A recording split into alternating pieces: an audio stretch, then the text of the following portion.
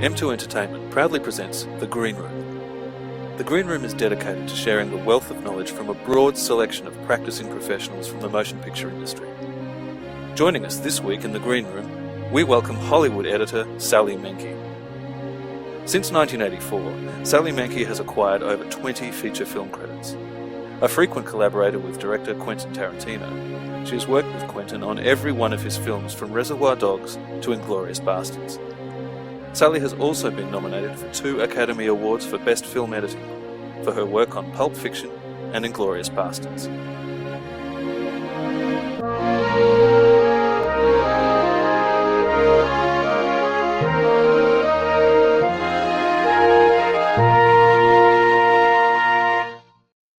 Solomon from M2 Entertainment was lucky enough to sit down with Sally a few days before her untimely passing.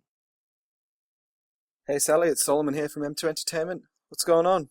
Well, actually, I was just cooking 22 pounds of meat, if you can believe that. Oh, wow. Because, it's the Jewish holiday tomorrow. I'm not Jewish, but I'm cooking for my friend. I'm actually cooking 50 pounds of meat. But she's having 60 people over, so I'm cooking for her. Great. Well, all the best with that, Sally. Now, before we begin, we just want to say a big thank you for taking the time to chat with us today. We really appreciate it. And when I was doing a bit of background reading into you and some of your work, I was actually a little surprised to find out that you worked on the first Teenage Mutant Ninja Turtles film. And what Quentin said is, because Uma on Kill Bill was like, well, who are you going to get to cut, like, all these action scenes? And he goes, I have the best editor. She cut Teenage Mutant Ninja Turtles. And Uma was like, oh, my God. And so I'm just, she's going to work with me forever. Don't worry. Great. Well, we'll get started then, Sally, if that's all right. Okay. Cool. Now, the first question is, what was it about being a film editor that got you first interested in the profession? Mm-hmm.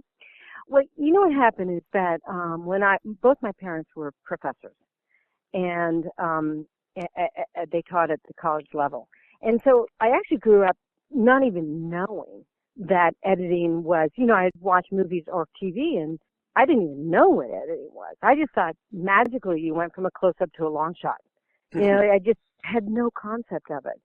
So, but when I went to my first year of college, I was studying psychology.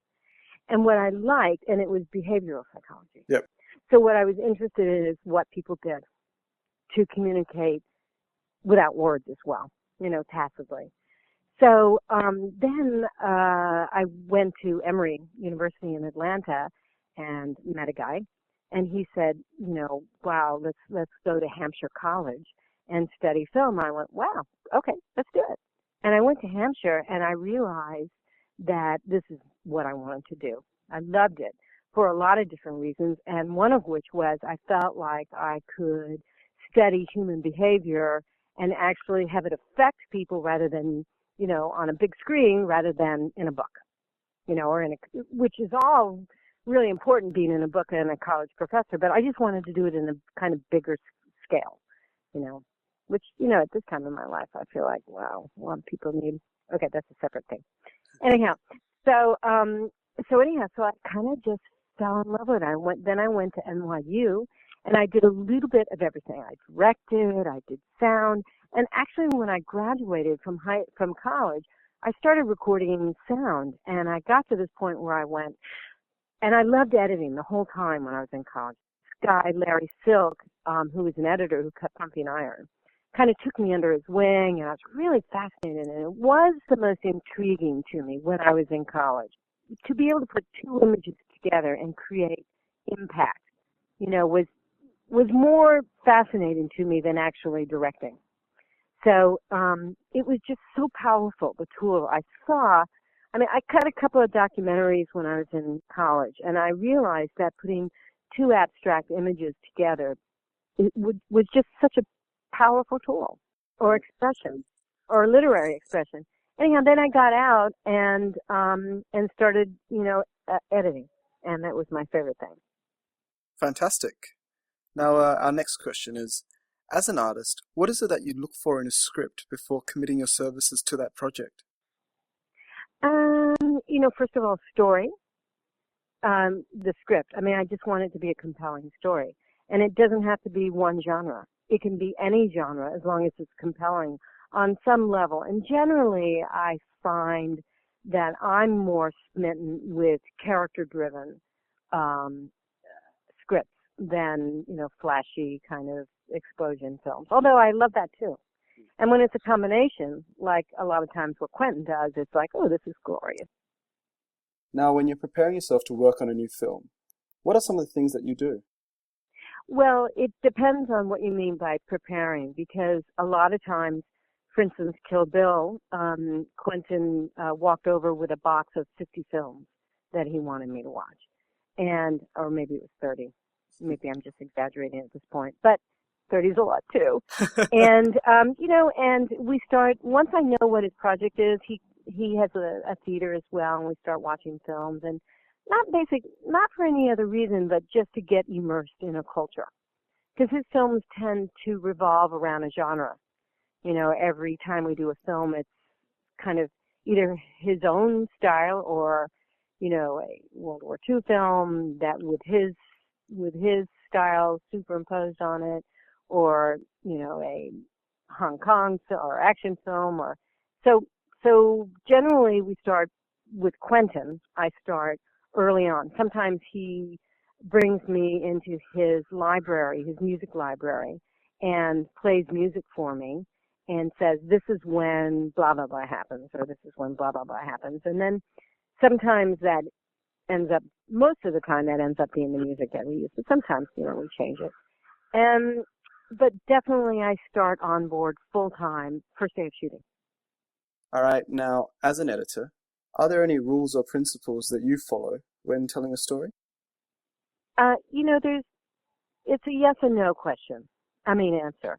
Because there are things that you have to do to not confuse an audience, But in that same breath, I would say that sometimes you want to abstract those ideas. Like the idea of crossing the 180. Generally you kind of want to be aware of that so people know where they are, but I cross it all the time for impact.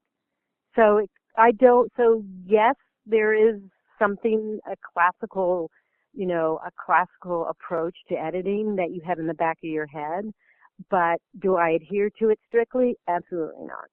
Okay, fair enough. Now, having worked with Quentin on his debut film Reservoir Dogs, what was that experience like for you, working with a first-time director? Well, I've worked with a lot of first-time directors, but with Quentin, and everybody is a little different in how they get their feet wet. Yeah. But, and by the time I had worked with Quentin, I had already done, I guess 3 or 4 features, I can't remember right now, but a lot of small films and many documentaries. I worked with Ken Burns, actually, on a film, and did a lot of PBS documentaries and things like that. So I had a lot of film experience under my belt. But Quentin, film is in every cell of his body, so that it was just exciting from day one.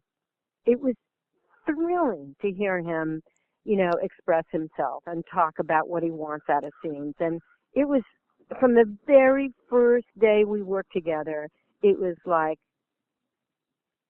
magic. It was just magic. He knew exactly what he wanted. He's an amazing filmmaker. Oh, without a doubt. He is an amazing filmmaker.